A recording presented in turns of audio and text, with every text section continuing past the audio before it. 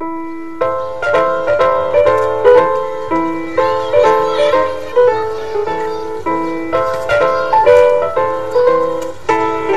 ménopause a été longtemps mal connue et son traitement négligé. En effet, elle était considérée comme un sujet tabou, honteux, vécu comme une fatalité de mère en fille. En France, la ménopause concerne aujourd'hui 10 millions de femmes. Et ce sont chaque année 3 à 400 000 femmes qui, si je puis dire, entrent en ménopause.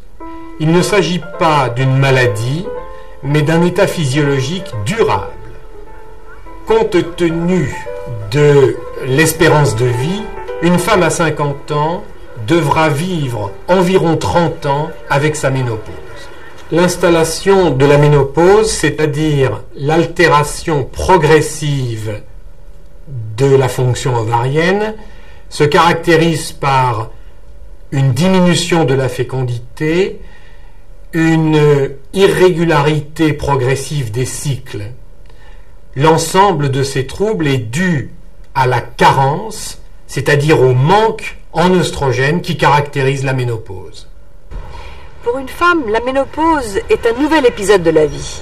La perte de fécondité qu'elle entraîne ne réduit en rien sa féminité. C'est une étape naturelle dans la vie de chaque femme. Pour certaines, les premiers effets peuvent apparaître très tôt. Les symptômes de la ménopause ne sont pas semblables chez toutes les femmes et surtout pas toujours immédiatement perceptibles. La carence œstrogénique est variable d'une femme à l'autre. Les femmes doivent donc aborder ces problèmes avec leur médecin, car il existe aujourd'hui des moyens efficaces de compenser cette carence. Au début, j'avais des bouffées de chaleur, j'arrivais plus à dormir. La carence en œstrogène caractérise la ménopause et c'est ce qui provoque l'inconfort que ressent la patiente. Et souvent, cela peut être invalidant. On connaît les bouffées de chaleur qui sont le signal symptôme, le premier des symptômes et celui qui en général amène la patiente à consulter. Viennent ensuite l'insomnie, la fragilité de l'humeur, les sueurs nocturnes, cette irritabilité surtout dont les patientes disent qu'elles ont alors la larme facile. De tout cela découle, et on le comprend, un sentiment de dévalorisation avec la peur de perte de la féminité, bien sûr augmenté par les problèmes fréquents à cette période, problèmes de peau, problèmes de poids, problèmes de silhouette. Je ne me sentais pas du tout comme d'habitude. J'ai passé mes soirées entre la télévision et le frigo. J'ai pris 2 kilos et je ne me sentais pas dans mon assiette. J'étais irritable, désagréable, mal dans ma peau. C'est cette atteinte à leur féminité, à leur image, qui est vécue le plus douloureusement par les femmes. La ménopause leur donne l'impression qu'elles ont perdu ou qu'elles vont perdre une partie de leur potentiel sexuel et surtout, elles ont le sentiment que leur conjoint ne les regarde plus ou pose un autre regard sur elles.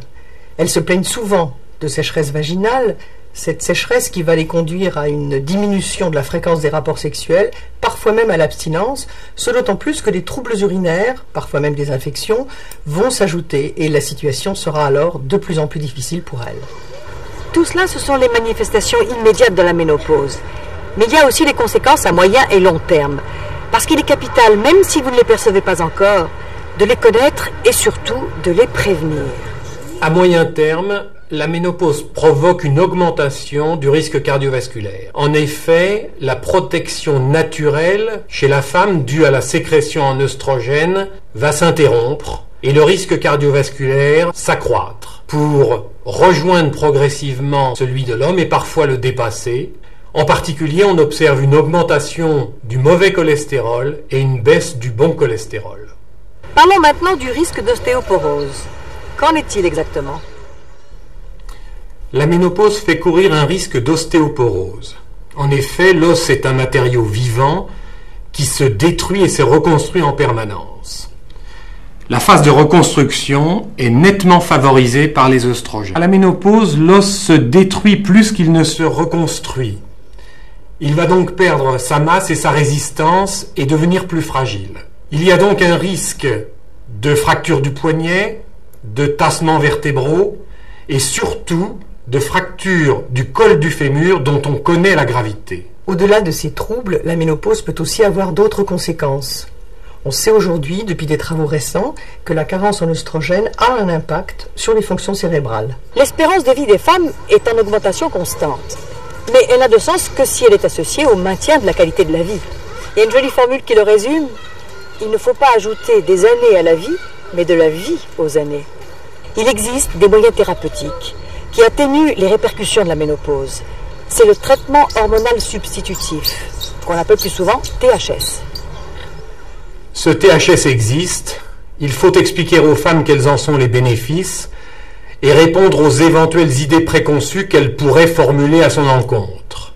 Il est primordial de bien les informer pour que, ultérieurement, elles puissent choisir en toute connaissance de cause.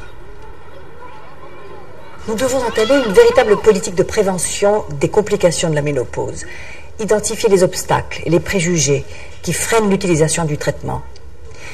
Voyez, à travers le témoignage de quelques femmes, combien les appréhensions et les interrogations sont nombreuses.